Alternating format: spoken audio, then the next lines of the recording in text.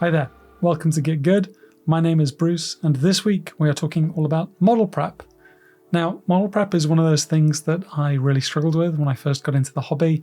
I didn't fully know what I was doing, kind of assumed that, you don't really need to do much work other than snipping it off the sprue and sticking it together. Unfortunately, as I got better in painting, I realized that improper model prep was holding me back, and that I had hideous mold lines on show, things like that.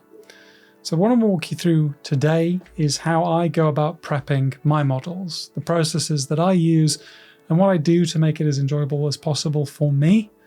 This video is going to be part of a series that I'm tentatively calling Building a Space Marine.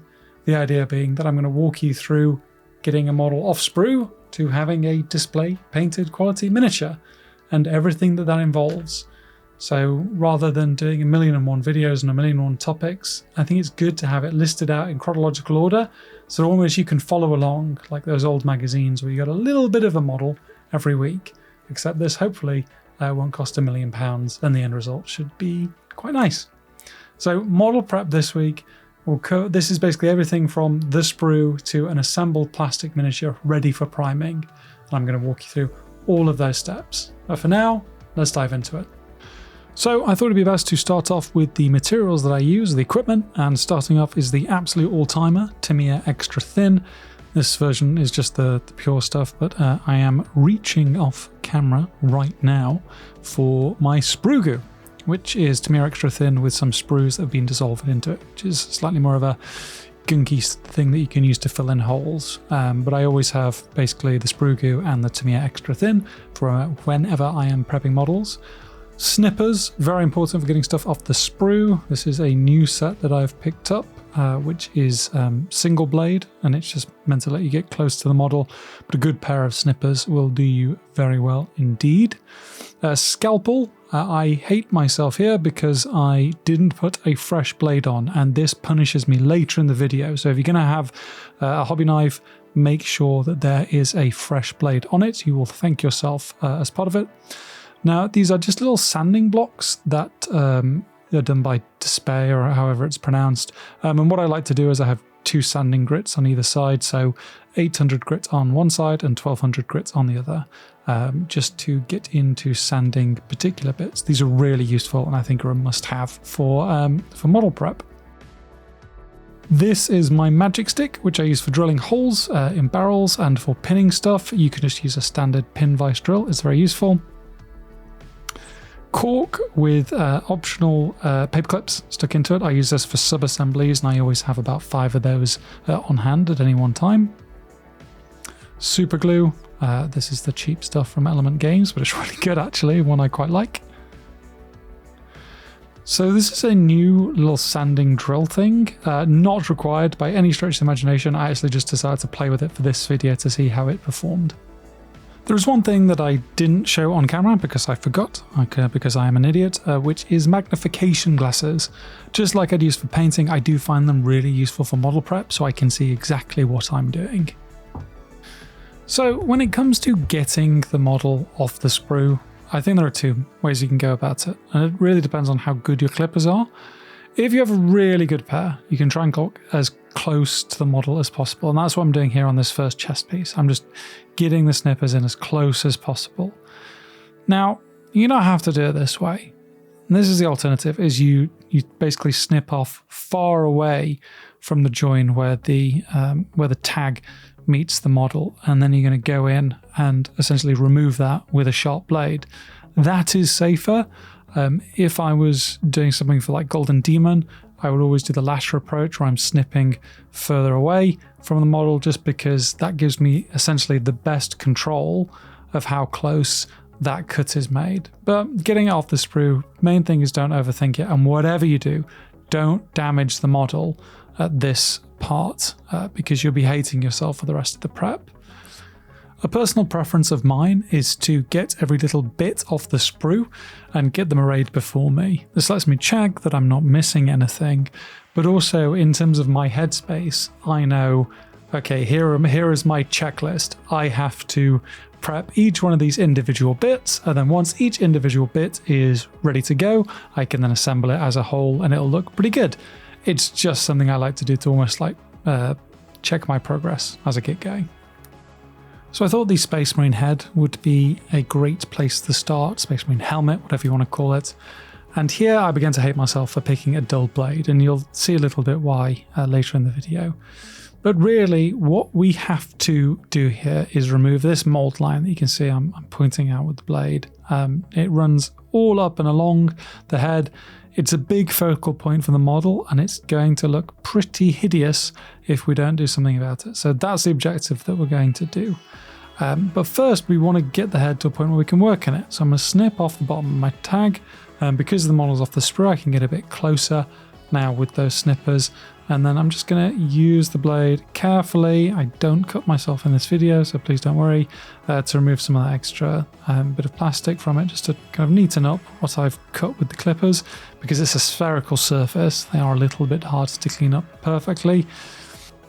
So I now want to paint the head on a sub-assembly. You can see the bottom of my head there in shot, very nice.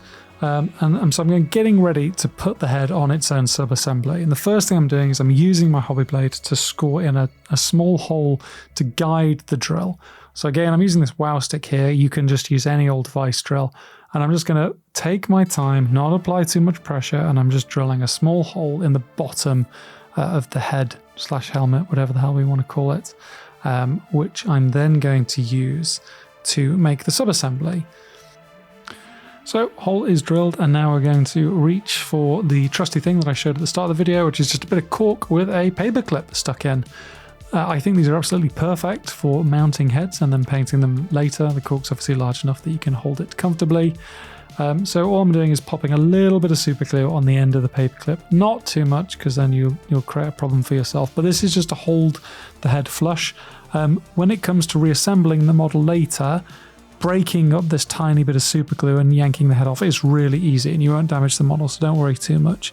You probably could just mount the head on the paper clip without the glue, but it's just a little bit of extra security for me personally.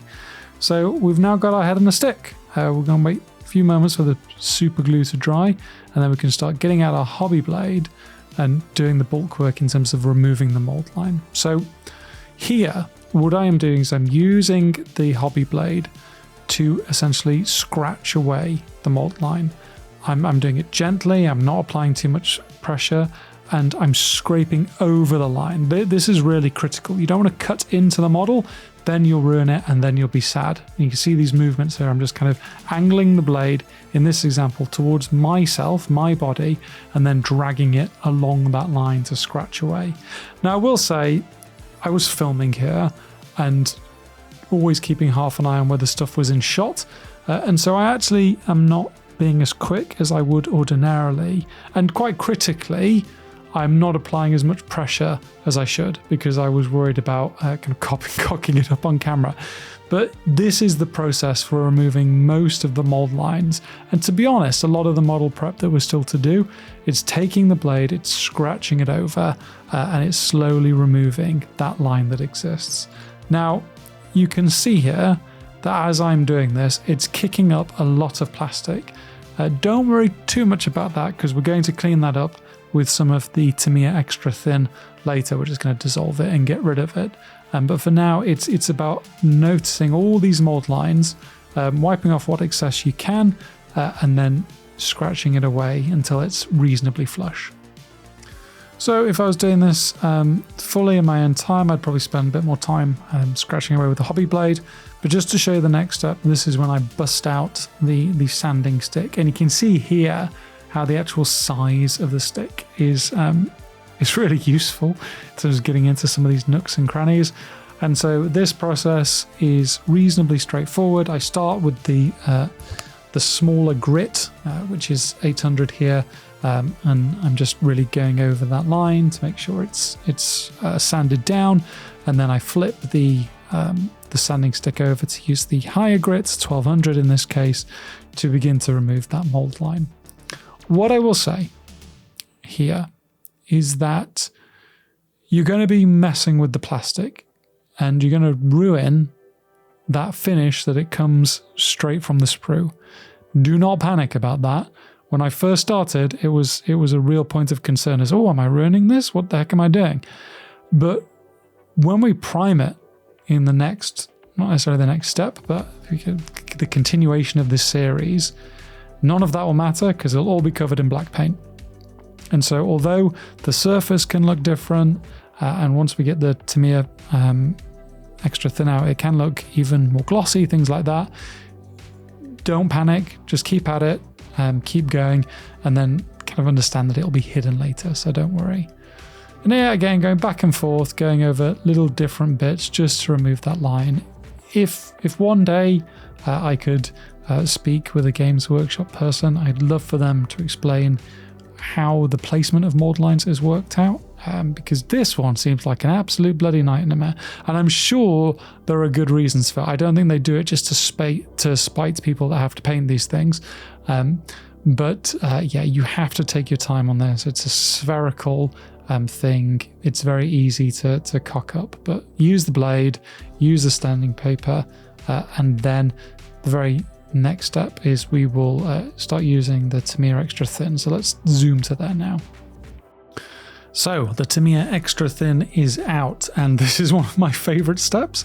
I quite like the smell of Tamiya extra thin. I promise I'm not doing any sort of solvent abuse or anything like that. But we have the Tamiya extra thin. You see me there wick away any excess. We do not want excess Tamiya extra thin here because it will ruin the model.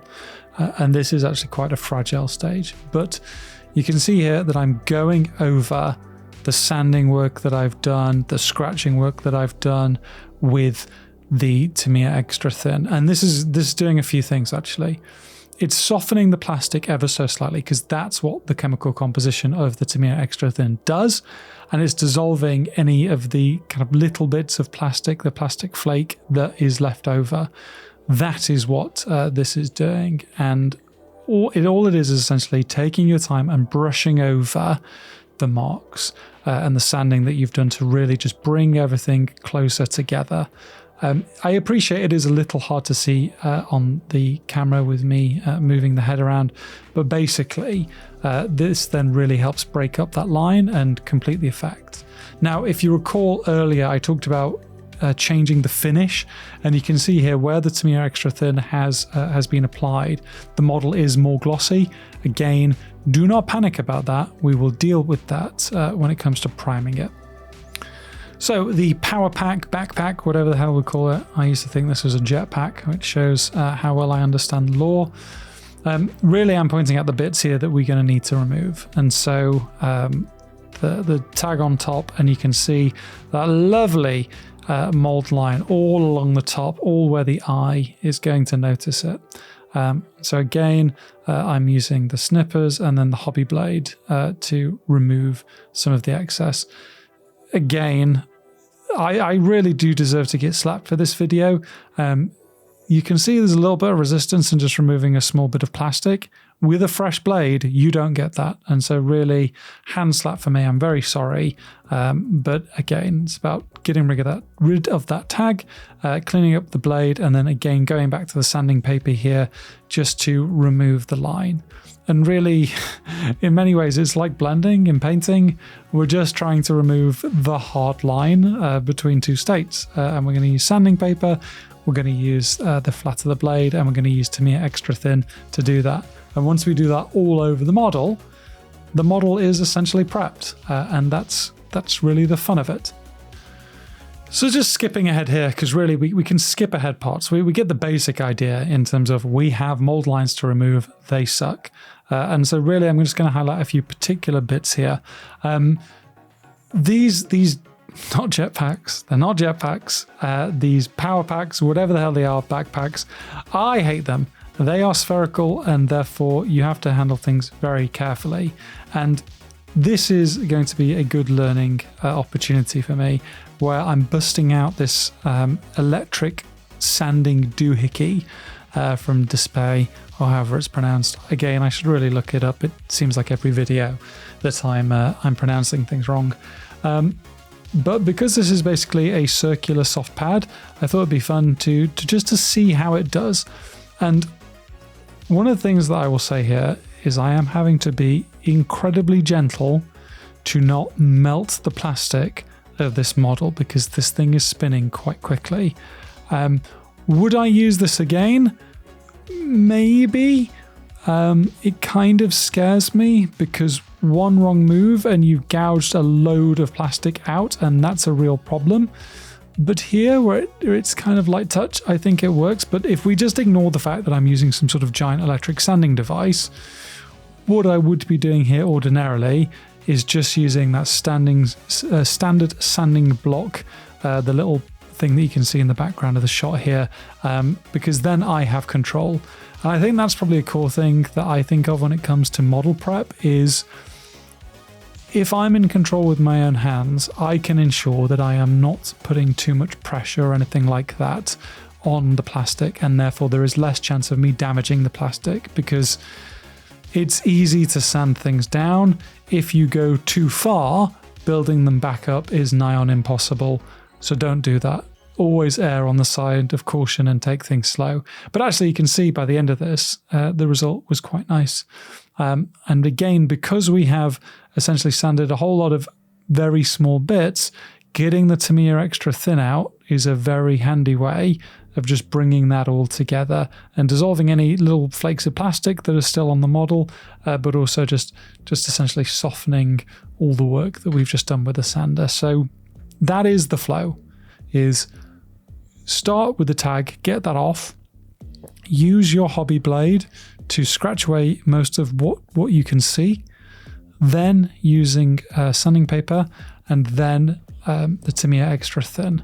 And what I'm going to do just briefly is to go for a few other bits of the model, but you can see here again I'm going through that process. Use the hobby blade to remove, then sand, then Tamiya extra thin, and then be happy.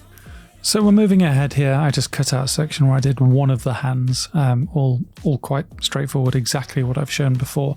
The gun is useful though to show a bit more, and you can see again annoyingly this mold line right down the center of the arm of the gun itself, and up and under and through the bottom, which is not ideal. But the tricky thing here on this gun is this like ridged bit is perhaps the best way of phrasing it. I don't know whether it's a heat exhaust or something like that, or like a magazine. I don't know what some of these space gun bits are, but it's ridged and there's a mold line through it. You see this a lot on the like tubing between the Space Marines arms and torso, etc.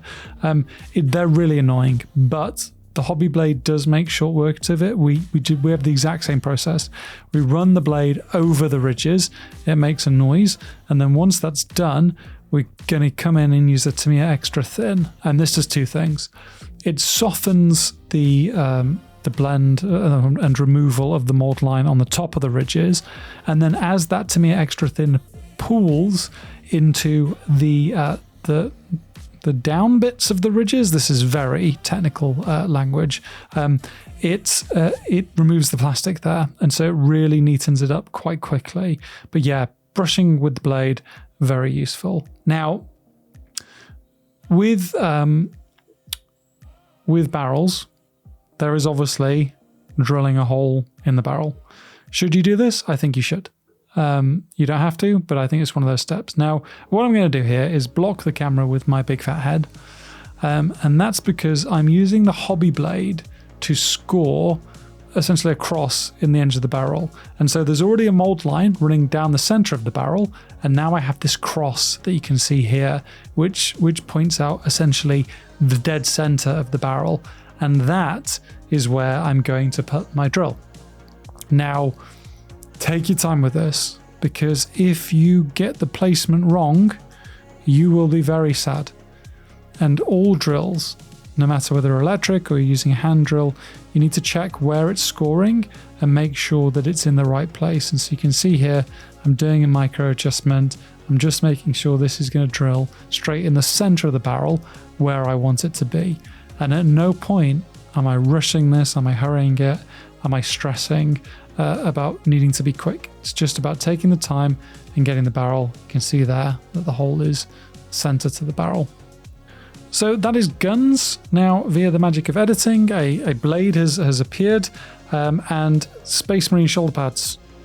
These are mercifully very easy. It's just about removing the tag and removing the mold line on the underside. The rest of them is usually pretty unblemished, and so not something that you need to worry about too much. Legs are tricky. for two reasons. They always have a mold line running right down the middle, as you can see here, as I point out with my blade. That often goes through the tubing that basically is where the Space Marine's butt is. And then here you can see I'm flipping it over, and oh boy, nice big fat mold line running down the center of the shin pad, knee. All of that needs to be cleaned up. You begin to appreciate the scale of the job you have ahead of you when you start doing this, but once it's done, you're going to be so happy and you're going to enjoy your painting a lot more. The other leg here, that line down the join is more apparent. The chest piece, more about removing the tags and the occasional mold line. You see one on that thigh cover guard thing there. Really, it's about looking it over, finding the imperfections and marking them for you to remove later. And then this final one is just about removing the tags, as you see me pointing out the blade here, and that's essentially it. So once again, via the magic of editing, we zoom forward, and what I've done in the interim is I've just cleaned up all these pieces. Obviously, we've not put anything together, so I'm just going to walk you through my process for doing this. First thing, which you just saw me do, is to do a dry fit, just to make sure you're clear on how the pieces go together. And then I'm taking a line of Tamiya extra thin, I'm running it in the crack between, or kind of where the join will be, and then I'm pushing them together. Now this is step one. You'll notice, critically, that I ain't letting my fingers go anywhere near where that Tamiya extra thin went, because if I press on it with my grubby fingers, I will get my fingerprints on the plastic. Don't do that. And so now I'm taking very slight amount of Tamiya extra thin, and I'm applying it to the gap that from the outside. And what this does is it seeps into that gap, and it means that as you continue to apply pressure to the model, those two bits will essentially fuse. If you do this right, you can essentially eliminate that line entirely, and it looks neat as hell. I think it's a personal preference whether you actually want that gap or not, because I sometimes think without it, how do they get into their armor? And so that's just a quick point of contention, or rather something to think through. Again, testing the dry fit of the feet. This is a very dynamic pose for this model, so the foot looks really wonky, and I must admit I was a little bit confused when I was first putting this together, but it's all about, again, using that dry fit phase just to test how the bits go together. So get that Tamiya extra thin in the gap. I mean, other brands are available. This is just the one I use. It's just, plastic cement. But it's in there now. It's in the nooks and crannies. Therefore, it will be a good seal, which is quite critical. Now, the second leg, it doesn't have a lot of ridges, a lot of places for the Tamiya extra thin to adhere. So this is a case where I like to use the sprue goo as opposed to the standard extra thin, just to create more surface area and essentially have an easier time bonding these two sides. When you get it out, check for drips, because if a big blob of this drips onto your model in a place you don't want, again, you'll be very sad. It is nigh on impossible to remove once it's on the model. But I put a nice big blob of extra thin there, and then I'm attaching this leg, and then I drop it because I am bad at miniatures. But here I am kind of getting a nice tight fit of that foot. And then you can see as I look at the underside of the model here, there's that nice big crack, between the legs, and that's where I'm going to apply just straight Tamiya extra thin into that gap, and then apply pressure to fuse all sides of the legs and essentially bring the model together. And that is it in terms of assembly. The only thing that you may want to consider is what to sub-assemble and what to fully assemble. So for me, this is a personal preference with Space Marines. I assemble the body, which is the torso and the legs, and then I keep the arms and the head on sub-assemblies, because then I'll have an easier time painting them. That's just how I prefer to work it. You may be different, and if you are, that's fine, but I prefer just to keep them on sub-assembly so I can really get the brush into all the weird and wonderful places that I need to. So I mentioned earlier about how things change and not to worry, because once the primer gets on, the model does change. And I wanted to show you what that actually looks like.